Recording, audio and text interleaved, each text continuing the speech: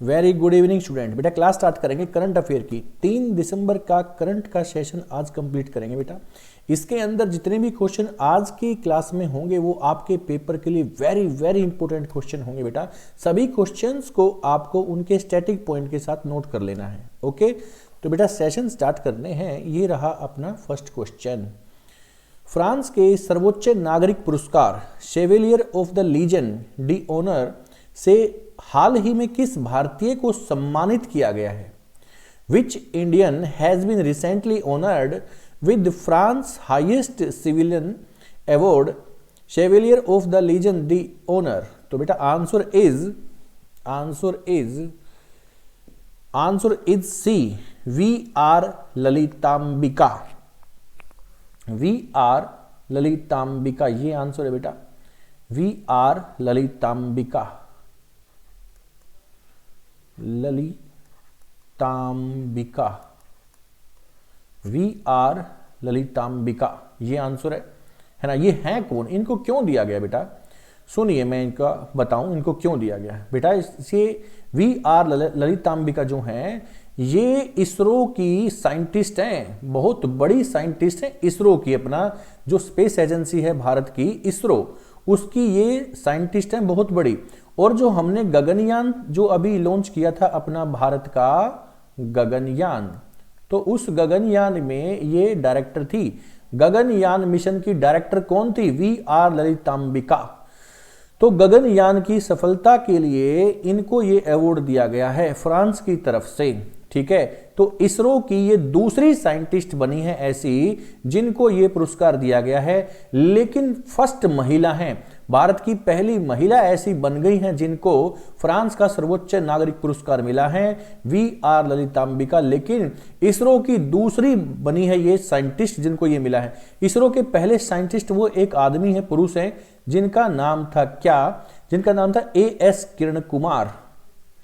As Kiran Kumar, as Kiran Kumar, ये इसरो के director थे पूर्व। इसरो के पूर्व डायरेक्टर थे बेटा ये। ठीक है, एएस किरण कुमार ये भी साइंटिस्ट थे इसरो के। पहली बार इनको ये पुरस्कार दिया गया था। अब गगनयान हमने जो लॉन्च किया था इसी साल, तो गगनयान की डायरेक्टर कौन थी? V R Lalitambika.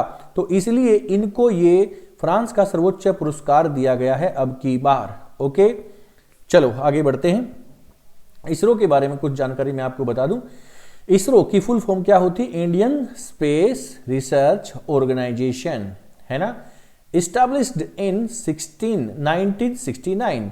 कब बना था बेटा? 1969 में एस्टैब्लिश्ड कर दिया गया था। हेड ऑफिस किधर है? हेड ऑफिस है बेटा बेंगलुरु के अंदर। Bengaluru is the capital of Karnataka. इसके हेड कौन है फिलहाल? इसके फिलहाल हेड है एस सोमनाथ। एस सोमनाथ इसरो के हेड है बेटा। ठीक है ना। इसरो ये स्पेस एजेंसी है, कहाँ की? ये भारत की स्पेस एजेंसी है। मैं थोड़ा सा स्पेस एजेंसी के बारे में आपसे बात करूं बेटा। रसिया की स्पेस एजेंसी कौन सी बेटा? रोसकोसमोस। कौन सी? रोसकोसमोस, ये रसिया की स्पेस एजेंसी। जापान की कौन सी बेटा? जापान की जाक्सा है। जापान की कौन सी बेटा? जाक्सा। चाइना की कौन सी? CNSA, ये चाइना की स्पेस एजेंसी है। भारत की कौन सी है? इसरो, ये भारत की स्पेस एजेंसी है ना। ये पॉइंट आप लोगों को नोट कर लेने हैं बेटा। रोसकोसमोस, जाक्सा, CNSA और ये अपना इसरो, ये स्पेस एजेंसीज हैं अलग अलग कंट्री की। ओके, चलो आगे बढ़ते हैं क्वेश्चन नंबर 2 पर। सहायक डी कैंप ADC बनने वाली पहली महिला अधिकारी कौन है बेटा जो भारतीय सशस्त्र बल में शामिल है? Who is the first women officer to become AD camp in the Indian armed force recently? तो बेटा है कौन ये? ये है मनीषा पाडी। Answer is Manisha Padi. ये मनीषा पाडी कौन है बेटा? ये ओडिशा की है। कहां की बेटा? ये ओडिशा की। ये ओडिशा की है। ये है AD कैंप। ये क्या होता है बेटा? AD कैंप क्या होता है? ये कोई भी जो राज्यपाल होता है ना, कोई भी किसी भी स्टेट का जो गवर्नर होता है उसका पर्सनल सेक्रेटरी होता है बेटा। ये पर्सनल सेक्रेटरी होता है, मुख्य सचिव होता है राज्यपाल का। मुख्य सचिव किसका? राज्यपाल का। राज्यपाल का मुख्य सचिव, personal secretary of the governor. है ना। तो बेटा ये उड़ीसा की है मनीषा पांडे, स्क्वाड्रन लीडर हैं ये, और एयरफोर्स की स्क्वाड्रन लीडर हैं मनीषा पांडे, उड़ीसा की हैं। और ये कौन से राज्य के राज्यपाल की मुख्य सचिव बनी हैं, पर्सनल सेक्रेटरी बनने वाली पहली महिला है बेटा। बहुत अच्छा क्वेश्चन है, बहुत ही अच्छा क्वेश्चन है। किसी भी राज्यपाल की पहली मुख्य सेक्रेटरी पर्सनल सेक्रेटरी बनी है, तो बेटा ये मिजोरम के हैं, मिजोरम के राज्यपाल, मिजोरम के राज्यपाल। तो मिजोरम के जो राज्यपाल हैं बेटा, मिजोरम के जो राज्यपाल हैं उनकी पर्सनल सेक्रेटरी है। मिजोरम के राज्यपाल कौन है बेटा? डॉक्टर हरि बाबू, हरि बाबू आप ये कह सकते हो, हरि बाबू, ये मिजोरम के राज्यपाल है हरि बाबू। तो हरि बाबू की ये पर्सनल सेक्रेटरी बनी है। बात समझ में आ गई? मिजोरम के राज्यपाल हरि बाबू के पर्सनल सेक्रेटरी बनी है मनीषा पांडे। अब मिजोरम की बात कर लेते हैं बेटा, ठीक है, मिजोरम की बात करते हैं। तो मिजोरम के राज्यपाल तो आपके सामने मैंने बता ही दिया, हरि बाबू। मिजोरम की राजधानी कौन सी है? आइजोल है। और मिजोरम के अंदर बेटा एक नेशनल पार्क है मिजोरम के अंदर जिसका नाम है Dampa, Dampa is the national park of Mizoram. Mizoram के अंदर बेटा ट्राइब कौन सी है? मिजोरम के अंदर ट्राइब यानी कि जनजाति, मिजोरम की जो जनजाति है वो है बेटा मिजो। कौन सी है? मिजो। मिजो को एक दूसरे नाम से भी हम जानते हैं, लुशाई। कौन सा नाम? Lushai, also known as Lushai. बेटा मिजो और लुशाई, मिजो या लुशाई एक ही बात है, नाम अलग है। ये एक माउंटेन भी है, एक माउंटेन पीक भी है, या एक माउंटेन भी आप इसको कह सकते हो, है ना। यहीं पर जो आदमी रहते हैं वो जनजातीय लोग हैं जिनकी जनजाति का नाम भी उसी माउंटेन के नाम पर है, लुशाई। तो किधर होगा बेटा? ये मिजोरम के अंदर होगा। ओके, तो मिजोरम की ये क्वेश्चंस हैं, है ना। आगे पढ़ते हैं, इसके बारे में थोड़ा सा देखिए। अगला क्वेश्चन देखते हैं बेटा, मिजोरम के बारे में मैंने आपको बता चुका हूं, सुनिए अब आगे। क्वेश्चन नंबर 3, हाल ही में किस देश की स्पेस एजेंसी के द्वारा नए सौर मंडल की खोज की गई? Which countries space agency discovered the new solar system? तो बेटा ये कमाल की बात हो गई, विच कंट्री, कौन से देश की स्पेस एजेंसी ने discovered the new solar system, एक नया सौर मंडल ढूंढ निकाला। कौन से देश की space agency? Answer is America. America की स्पेस एजेंसी बेटा नासा, नासा ने एक नया सौरमंडल निकाला बेटा। ये जो सौरमंडल है ना, ये हमारी पृथ्वी से 100 लाइट ईयर दूर है, लाइट ईयर दूर यानी फारदेस्ट दूर। कितनी दूरी पर है? 100 प्रकाश वर्ष, 100 प्रकाश वर्ष की दूरी पर है बेटा ये हमारी पृथ्वी से। बात समझ में आ गई?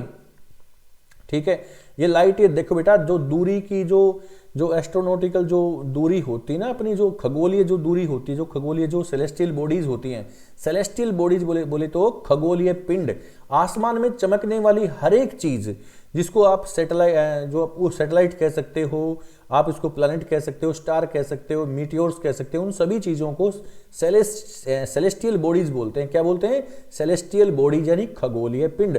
आसमान में चमकने वाली और ना चमकने वाली हर एक चीज को सेलेस्टियल बॉडी हम कहते हैं, है ना। इनके बीच का जो दूरी होती है ना बेटा, उस दूरी को किस यूनिट से हम मेजरमेंट करते हैं? उस यूनिट का नाम है लाइट ईयर। कौन सा? क्या बोलते हैं? लाइट ईयर यानी प्रकाश वर्ष। तो बेटा ये कितने प्रकाश वर्ष दूर है पृथ्वी से? 100 लाइट ईयर्स दूर है ये। कितना फारदेस्ट है? 100 लाइट ईयर फार दूर है ये। ठीक है, कहां से? पृथ्वी से। कौन सा? ये नया जो सौरमंडल है वो। और जो नया सौरमंडल है, नया जो है, वो जो स्टार है, उस स्टार का नाम क्या है बेटा? इस स्टार का नाम है HD 110067। ये स्टार है जिसको अभी खोजा गया है।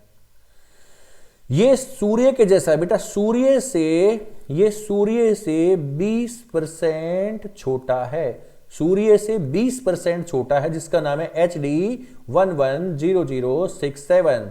ये स्टार का नाम है जो कि सूर्य से 20% छोटा है ना। और ये कितने वर्ष पुराना बताया गया बेटा? 4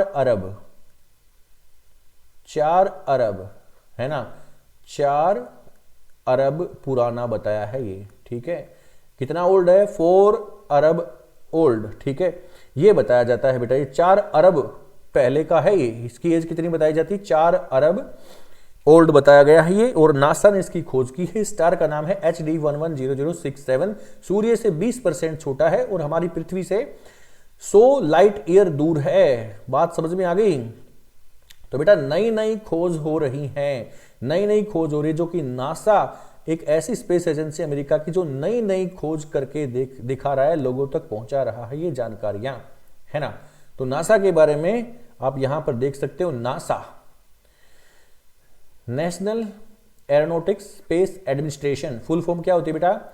नेशनल एरोनॉटिक्स स्पेस एडमिनिस्ट्रेशन, है ना, ये फुल फॉर्म होती है। कब ये स्थापना हुई थी? Established in 29 July 1958। इसका हेडक्वार्टर कहां है बेटा? वाशिंगटन डीसी इसका हेडक्वार्टर है। चीफ कौन है? Bill Nelson is the chief of NASA. Head office किधर? वाशिंगटन डीसी यूएसए के अंदर। ओके चलो, हाल ही में नागालैंड का स्थापना दिवस कब मनाया गया? हाल ही में नागालैंड का स्थापना दिवस बेटा कब मनाया गया है? ये मनाया गया है अभी 1 दिसंबर। कब मनाया गया बेटा? 1 दिसंबर। नागालैंड की स्थापना 1963 में हुई थी। कब हुई थी बेटा? 1963 में भारत का 16वां राज्य बना था। भारत का 16वां राज्य बना था नागालैंड।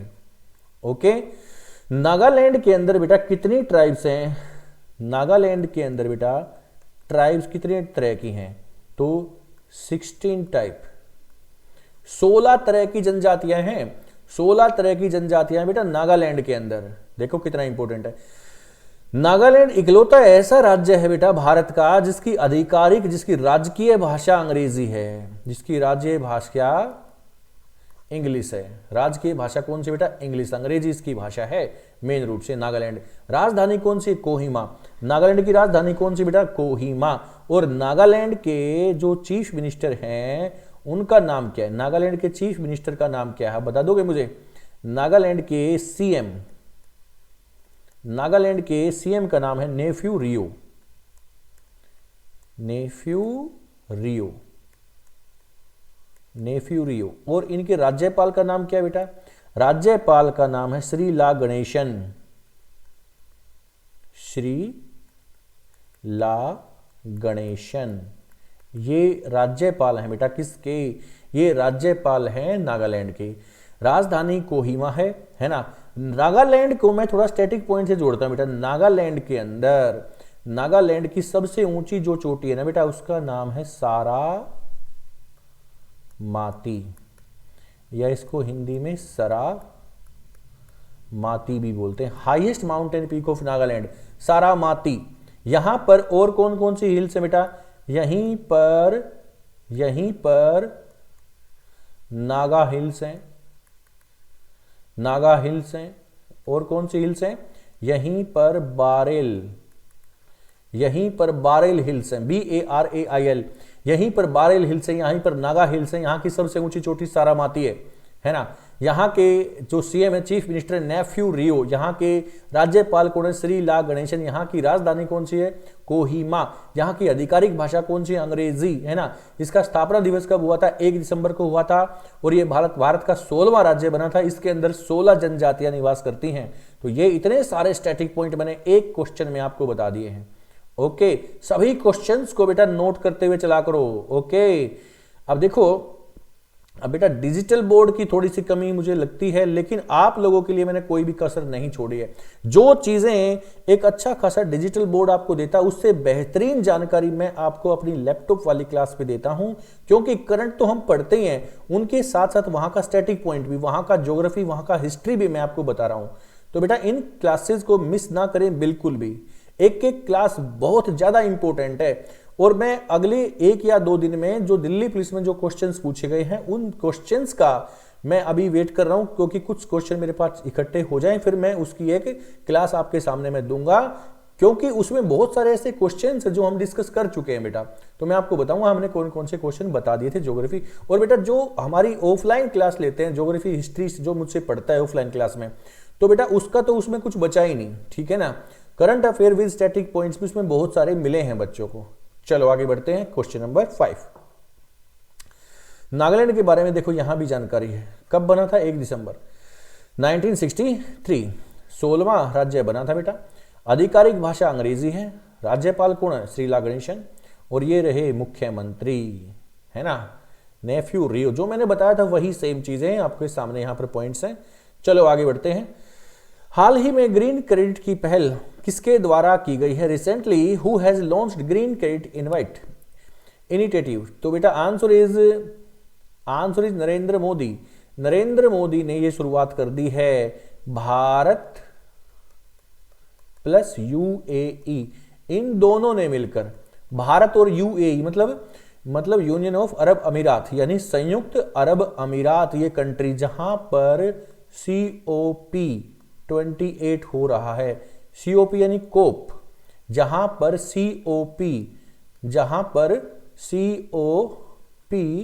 28 का आयोजन हो रहा है। किधर हो रहा है? यूएई के। ये क्वेश्चन मैंने लास्ट क्लास में आपको पढ़ा दिया बेटा। COP 28 ये कौन सा देश कहां पर कर रहा है? ये यूएई के अंदर हो रहा है बेटा। COP का मतलब क्या होता है? C मतलब कॉन्फ्रेंस ऑफ पार्टीज। इसके अंदर COP के अंदर ये संगठन है एक कॉन्फ्रेंस ऑफ पार्टीज। इसके अंदर कितने देश शामिल है बेटा? 192 कंट्रीज हैं इसके अंदर, है ना। इसकी अध्यक्षता कौन कर रहा है अभी फिलहाल? यूएई। भारत के नरेंद्र मोदी जी वहां पर गए हुए थे। ओके, इसमें कितने, अभी ये कौन से नंबर का? ये 28 का संस्करण है बेटा। ये 28 चला हुआ है, जो कि यूएई में चला हुआ है। यहां पर नरेंद्र मोदी जी ने मिलकर, यूएई के साथ मिलकर ग्रीन क्रेडिट कार्ड की पहल कर दी है। इस ग्रीन क्रेडिट कार्ड में क्या होता है? पर्यावरण को संरक्षित करना और उसका क्रेडिट लेना, है ना। हमने ये पहल की है कि हम पर्यावरण को, अपने एनवायरनमेंट को, उसको संरक्षित करेंगे, उसको बचाएंगे और उसका क्रेडिट ताकि हमें दिया जा सके। ऐसी ही पहल और बहुत सारे देश करने जा रहे हैं, जो कि देखो बेटा ये बहुत अच्छी बात है, अपने पर्यावरण को बचाना, ठीक है, और उसका क्रेडिट लेना। इस चीज की एक होड़ सी लग जाएगी तो अपने पर्यावरण को बचाया जा सकता है ना। तो इसकी शुरुआत नरेंद्र मोदी जी ने कर दी यूएई के साथ मिलकर, है ना। अब जो यूएई जो चला हुआ है ना, COP 28 चला हुआ है, तो इसके हेड कौन है? ये चला हुआ है यूएई के अंदर। तो यूएई के अंदर COP के हेड मैं आपको बता दूं बेटा एक बार, बहुत इंपॉर्टेंट चीजें होती हैं ये। कॉन्फ्रेंस ऑफ पार्टीज, कौन से नंबर की? 28 नंबर की। इसके हेड कौन है बेटा? इसके हेड है सुल्तान अल जाबरे। सुल्तान अल जाबरे, सुल्तान अल जाबरे। हिंदी में भी लिख देता हूं बेटा, सुल्तान अल जाबरे, ये इसके हेड है। COP 28 के हेड आपसे पूछा जा सकता है, इंपोर्टेंट पॉइंट है। ओके, चलो क्वेश्चन नंबर 6। देश का पहला टेलीकॉम सेंटर ऑफ एक्सीलेंस किस राज्य में बनाया जाएगा? In which state will be countries first telecom centre of excellence be build? तो बेटा आंसर इज उत्तर प्रदेश। उत्तर प्रदेश के मुख्यमंत्री योगी आदित्यनाथ ने यह घोषणा कर दी है कि वो 5G को जोड़ेगा किससे? 5G को वो जोड़ेगा AI से, आर्टिफिशियल इंटेलिजेंस से, और वो जोड़ेगा 6G से, है ना। तो ये 5G को जोड़ा जाएगा AI से, 6G से जोड़ने की ये पहल कर दी गई, शुरुआत कर दी गई है बेटा, है ना। ये IIT रुड़की के द्वारा, ये बेटा कहां पर? ये सेंटर IIT रुड़की के सहारनपुर में कैंपस में ये बनाया जाएगा। ये कहां पर इसकी जोड़ने की पहल की गई है बेटा? IIT Roorkee, IIT Roorkee Saharanpur, IIT Roorkee Saharanpur campus में ये बनाया जाएगा। ओके, बात समझ में आ गई। 30 करोड़ की लागत से ये बनेगा, बहुत इंपॉर्टेंट है। टेलीकॉम सेंटर एक्सीलेंस यूपी में बनेगा। इसकी आधारशिला 5 दिसंबर 2023 को रखी जाएगी। आधारशिला कब रखी जाएगी बेटा? इसकी 5 दिसंबर 2023 को इसकी आधारशिला रखी जाएगी। यहां 5G को AI और 6G से जोड़ा जाएगा, वहां शोध किया जाएगा, है ना। मुख्यमंत्री कौन है? योगी आदित्यनाथ। राज्यपाल कौन है? आनंदीबेन पटेल। आनंदीबेन पटेल, ये चीजें मैं कई बार बता चुका हूं, इसलिए मैंने ओरली आपको बता दिया। आप सब इन चीजों को नोट कर लीजिए। Okay, question number 7। किस राज्य के अमृत वृक्ष आंदोलन को गिनीज वर्ल्ड रिकॉर्ड प्राप्त हुआ है? कौन से राज्य के अमृत वृक्ष आंदोलन को? तो बेटा ये जो आपको दिख रहे हैं ना, ये हेमंत बिस्वा साहब है, नाम भी लिखा है, हेमंत बिस्वा साहब हैं। ये रहे असम के चीफ मिनिस्टर हैं। इन्होंने असम के अंदर एक दिन में एक दिन के अंदर 1 करोड़ वृक्ष लगाने का रिकॉर्ड बना दिया है। एक दिन में 1 करोड़ वृक्ष लगाने का गिनीज वर्ल्ड रिकॉर्ड बन गया बेटा। और ये कारनामा किया है असम के अंदर डॉक्टर हेमंता बिस्वा, जो कि चीफ मिनिस्टर हैं असम के, इन्होंने ऐसा किया बेटा, है ना। बहुत बड़ी बात होती है बेटा 1 करोड़ वृक्ष लगाना एक ही दिन में, ठीक है। और इस चीज के लिए इनको तरह तरह के 9 प्रकार के प्राइज, 9 अवार्ड से इनको सम्मानित किया जा चुका है बेटा, ठीक है। किसको? डॉक्टर हेमंत बिस्वा को। ओके, यहां की राजधानी कौन सी? दिसपुर है। राजधानी कौन सी बेटा? दिसपुर है। और यहां के राज्यपाल कौन है? गुलाब चंद कटारिया। देखो यहां असम, राजधानी दिसपुर, मुख्यमंत्री हेमंत बिस्वा, राज्यपाल गुलाब चंद कटारिया। स्थापना कब हुई थी बेटा? असम की स्थापना 26 जनवरी 1950 को हो चुकी थी बेटा, है ना। असम के बारे में कुछ मैं स्टैटिक पॉइंट आपको यहां पर बताऊं। असम बेटा, असम का जो ओल्ड नेम है वो है कामरूप। असम का प्राचीन नाम क्या है बेटा? कामरूप। यहां पर मंदिर कौन सा है? कामाख्या देवी, ये यहां पर मंदिर है, बहुत ही फेमस मंदिर है, ठीक है। यहां पर जनजाति कौन सी बेटा? बहुत ही मेन जनजाति है बोडो। ये बोडो जनजाति के लोग अभी कुछ महीने पहले दिल्ली में बैठे थे जंतर मंतर पर, बोडो लैंड की डिमांड कर रहे थे, है ना। यहां पर नेशनल पार्क कौन सा बेटा? काजीरंगा। यहां पर एक और नेशनल पार्क है बेटा, मानस। यहीं पर दुनिया का सबसे बड़ा नदी द्वीप है बेटा, Majuli is the biggest river island in the world. यहां पर दुनिया का सबसे छोटा नदी द्वीप है बेटा, Umananda, world smallest river island, Umananda. किस नदी में? ब्रह्मपुत्र नदी में, दोनों के दोनों। ओके, कौन से राज्य में? ये है असम के अंदर, ठीक है। असम में ब्रह्मपुत्र को ब्रह्मपुत्र ही बोलते हैं, लेकिन अरुणाचल प्रदेश में ब्रह्मपुत्र नदी को क्या बोलते हैं? देहांग बोलते हैं। ब्रह्मपुत्र नदी को तिब्बत में क्या बोलते हैं? सांगपो बोलते हैं। ब्रह्मपुत्र नदी को बांग्लादेश में जमुना बोलते हैं। ओके, तो इतने सारे क्वेश्चन, स्टैटिक पॉइंट मैंने आपको साथ साथ में यहां पर आपको बताए हैं। इन सब को नोट करते हुए आपको चलना है बेटा। ओके, चलो आगे बढ़ते हैं। अब मैं यहाँ पर एक क्वेश्चन और बच गया। अब असम के मैंने पॉइंट बताए हैं, तो एक बार पॉइंट और भी बता दूं। यहाँ पर 8वां क्लासिकल डांस है बेटा, शास्त्रीय नृत्य। शास्त्रीय नृत्य यानी क्लासिकल डांस कौन सा बेटा? असम का क्लासिकल डांस है बेटा सत्रिय। ये शास्त्रीय नहीं, सत्रिय, ठीक है। इंग्लिश में भी लिख देता हूं बेटा यहां पर, सत्रिय, ये क्लासिकल डांस है। 8वां शास्त्रीय नृत्य असम का है बेटा सत्रिय, ध्यान रखना। ओके, यहां पर बिहू फेस्टिवल मनाया जाता है। बिहू फेस्टिवल बहुत इंपॉर्टेंट है। ओके, चलो आगे बढ़ते हैं।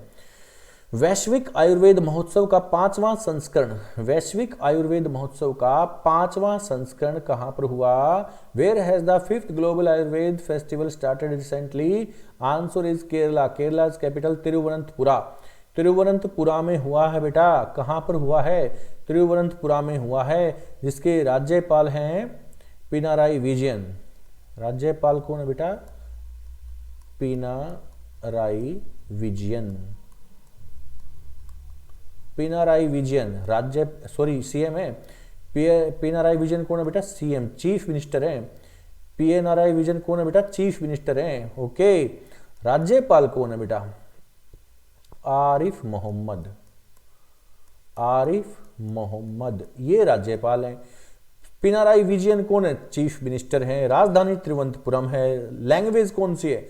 लैंग्वेज है मलयालम।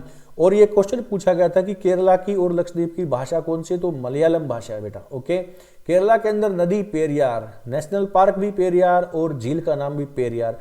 पेरियार के नाम से वहां 3 चीजें। लिटरेसी रेट में नंबर 1 है बेटा भारत का राज्य केरला। सेक्स रेशो में नंबर 1 है केरला, है ना। ऑक्सीजन लेवल केरला में नंबर 1 है। यहीं पर भारत में सबसे पहले मानसून सीजन आता है, वही राज्य है केरला। वास्को डी गामा सबसे पहले केरला में आया। केरला बेटा बहुत सारी चीजों में नंबर 1 है। रिचेस्ट टेम्पल केरला के अंदर बेटा, सबरीमाला टेम्पल केरला के अंदर बेटा, है ना। इतनी सारी चीजें केरला के अंदर हैं। ओके, चलो आगे बढ़ते हैं क्वेश्चन नंबर 9 पर। आयुष मंत्रालय, देखो मैं आयुष मंत्री की बात करूं बेटा, आयुष मंत्री कौन है बेटा? हमारे सर्बानंद सोनोवाल। सर्बानंद सोनोवाल। आयुर्वेद के जनक कौन बताए जाते हैं बेटा? चरक। चरक की एक पुस्तक है चरक संहिता। चरक संहिता। मैं चरक के बारे में थोड़ा सा आपको बताऊं। चरक बेटा किसके टाइम में थे? चरक चरक थे, कौन से राजा थे जिसके समय में चरक थे? वो थे कनिष्क। कनिष्क किस डायनेस्टी से संबंधित है बेटा? Kanishka related to Kushan dynasty. Kushan वंश से संबंधित है कनिष्क। थोड़ा सा मैं कनिष्क के बारे में बताऊं बेटा, सुनिए। कनिष्क कौन थे बेटा? कनिष्क थे कुषाण वंश के प्रमुख संस्थापक। प्रमुख, पहले नहीं, फर्स्ट कौन है? Kujula Kadphises. Kujula Kadphises is the founder of Kushan dynasty in India. Okay, तो उसमें मेन कौन है बेटा? कनिष्क है। कनिष्क की भारत में राजधानी थी बेटा मथुरा। मथुरा। और कौन सी बेटा? पेशावर। आज का पेशावर, पहले इसको पुरुषपुर बोलते थे। पुरुषपुर, आज ये पाकिस्तान के अंदर है पेशावर। ये दो राजधानियां हैं। इसके दरबार में कौन कौन रहते थे? एक तो मैंने आपको बता दिया बेटा चरक हैं, एक यहीं पर इनके थे अश्व घोष। एक और कौन थे बेटा? अश्व घोष थे, और एक और थे जिनकी पुस्तक है महाविभास सूत्र, वसुमित्र जिनको हम बोलते हैं, वसुमित्र। ये इन्हीं के दरबार में थे चरक, अश्वघोष, वसुमित्र। राजधानी कौन सी थी? कनिष्क की मथुरा और पेशावर यानी पुरुषपुर। ओके, कनिष्क के समय में बौद्धिज्म की 4th काउंसिल हुई थी। कनिष्क ने कराई थी बेटा बौद्ध धर्म की 4थी महासंगीति, जिसके हेड थे वसुमित्र और अश्वघोष। ये दोनों कहां पर हुई थी बेटा? 4th काउंसिल ऑफ बौद्धिज्म ये हुई थी 1st सेंचुरी एडी में, कश्मीर के अंदर हुई थी। ओके, जिस समय राजा थे कनिष्क। बेटा कनिष्क के बारे में और पॉइंट सुनिए आप, सुनिए। कनिष्क के समय में ही बेटा भारत में सबसे पहले जो प्योर गोल्ड कॉइन्स हैं, शुद्ध सोने के सिक्के, कनिष्क के समय में सबसे पहले चले थे भारत में। कनिष्क ही वो राजा हैं जिसने सिल्क रूट पर कंट्रोल किया था, यानी कि रेशम मार्ग पर नियंत्रण करने वाले राजा थे कनिष्क। ये सभी क्वेश्चन बेटा पूछे जाते हैं बार बार, इन सभी पॉइंट्स को आप नोट करते रहना। ओके, तो ये थे कनिष्क। चलें आगे बढ़ते हैं, ये रहा नेक्स्ट क्वेश्चन। उत्तर प्रदेश के फिरोजाबाद का नाम बदलकर क्या कर दिया गया? आंसर चंद्रनगर। चंद्रनगर नाम कर दिया गया फिरोजाबाद का। फिरोजाबाद की स्थापना किसने की थी बेटा? फिरोज शाह तुगलक ने की थी। इसकी स्थापना की थी बेटा फिरोज शाह तुगलक। और ये शहर क्यों फेमस था बेटा? ये जो फिरोजाबाद आप देख रहे हो ना, ये फिरोजाबाद चूड़ियों के लिए फेमस है पूरे भारत भर में। पूरे भारत में चूड़ियों के लिए फेमस है फिरोजाबाद। इसका नाम कर दिया गया चंद्रनगर, है ना, जिसका नाम कर दिया गया चंद्रनगर। हालांकि पहले ऐसा ही नाम था जो कि फिरोज शाह तुगलक ने उसको चेंज करके फिरोजाबाद किया था। Firoz Shah Tughlaq is the related to Tughlaq dynasty and the cousin brother of Mohammad bin Tughlaq. Mohammad bin Tughlaq का ये कजन ब्रदर था। मोहम्मद बिन तुगलक सल्तनत पीरियड में सबसे ज्यादा पढ़ा लिखा सुल्तान कौन था? मोहम्मद बिन तुगलक। फिर भी बेटा पागल बादशाह वो कहलाया है, फिर भी वो खून पीने वाला, सौपनशील, सपनों में जीने वाला बादशाह उसको बोलते थे, क्योंकि सिर्फ राज करने के लिए पढ़ा लिखा ही जरूरी नहीं है बेटा, एक्सपीरियंस उसको चाहिए, उसकी अच्छी नीयत चाहिए, उसका एक्सपीरियंस चाहिए। बोलते ना पढ़े हुए से ज्यादा इंपॉर्टेंट है कड़ा हुआ, यानी उस चीज का उसको एक्सपीरियंस होना चाहिए। ओके, हर एक चीज पढ़े लिखे से नहीं होती। समझदारी एक अलग चीज है, पढ़ा लिखा एक अलग चीज है ना। बुद्धिमत्ता एक अलग चीज है, पढ़ा लिखा एक अलग चीज है। तो बेटा ये पढ़ा लिखा तो था, लेकिन फिर भी अपने राज्य को ढंग से नहीं चला सका। जो चीजें इसने की वो सारी की सारी फेल होती चली गई, इसलिए इसको पागल बादशाह कहा जाता है। मैं अपनी क्लास हिस्ट्री की जो क्लास होगी उसके बारे में, उसके मोहम्मद बिन तुगलक के बारे में इसमें सारा सब कुछ बता चुका हूं। मैं एक ऑनलाइन क्लास और लूंगा बेटा इतिहास की, उसमें सारे टॉपिक में इसके बारे में वहां पर नोट करा दूंगा, ठीक है ना। चलो आगे बढ़ते हैं बेटा, क्वेश्चन नंबर। अब उत्तर प्रदेश की बात आई बेटा, है ना। फिरोजाबाद किधर है? उत्तर प्रदेश। उत्तर प्रदेश, यहां पर चंद्रनगर नाम कर दिया गया है। जो सीएम कौन है? योगी आदित्यनाथ। और यहाँ की जो अपनी राज्यपाल कौन है? आनंदीबेन पटेल राज्यपाल है यहाँ की। यहाँ पर जो मैन मेड जो लेक है बेटा बहुत बड़ी, वो है गोविंद वल्लभ पंत। यहाँ नेशनल पार्क है चंद्रप्रभा यहाँ पर नेशनल पार्क है, और दुधवा भी नेशनल पार्क है बेटा यहाँ पर। ठीक है, चलो आगे बढ़ते हैं। क्वेश्चन नंबर 10, राष्ट्रीय प्रदूषण नियंत्रण दिवस कब मनाया जाता है? राष्ट्रीय प्रदूषण नियंत्रण दिवस बेटा ये कब मनाया जाता है? बेटा ये 2 दिसंबर को हम मनाते हैं, है ना। 2 दिसंबर को ये मनाया जाता है बेटा राष्ट्रीय प्रदूषण नियंत्रण दिवस। आपके यहाँ पे लिखा हुआ मिलेगा 2 दिसंबर को राष्ट्रीय प्रदूषण नियंत्रण दिवस। When is national pollution control day celebrated? 2 दिसंबर को मनाया जाता है बेटा, क्योंकि इस दिन क्या हुआ था? भोपाल में गैस त्रासदी हुई थी बेटा, भोपाल गैस त्रासदी कांड।